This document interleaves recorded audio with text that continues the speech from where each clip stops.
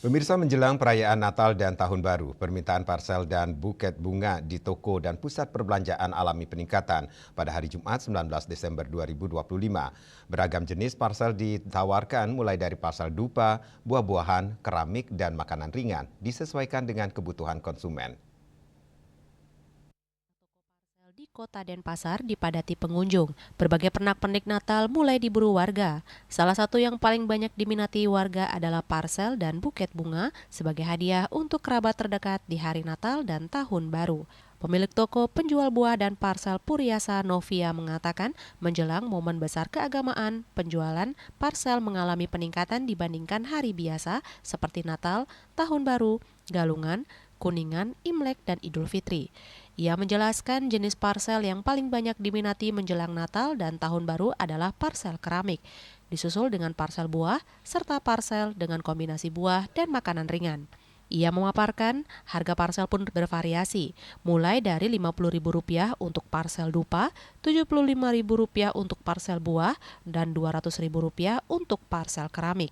Untuk mengantisipasi lonjakan pesanan yang biasanya terjadi satu hari menjelang Hari Raya, Novia menyiapkan stok parcel yang langsung diproduksi di tempat disesuaikan dengan kebutuhan pelanggan. Novia menilai momen Natal dan Tahun Baru cukup menguntungkan bagi para pelaku usaha dan UMKM. Untuk hari raya event-event itu ya lumayan sih yang meningkat dari hari-hari biasa. Kan kita biasa parcel buah aja, parcel jenguk. Jadi untuk season kayak kemarin Galungan, Natal, Tahun Baru, sama mungkin nanti Idul Fitri, Nyepi ya agak meningkat sedikit.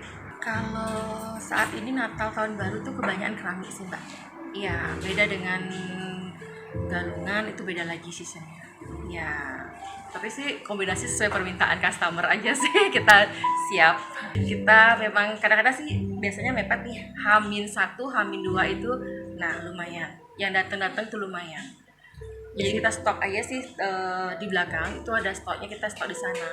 Gitu. Langsung buat di sini berarti ya? Langsung produksi di sini. Selain parcel, karyawan toko pelangi aksesoris Siti Aisyah mengatakan permintaan buket bunga pada Natal dan Tahun Baru juga mengalami peningkatan dengan harga terjangkau, dijual sesuai dengan kebutuhan pelanggan.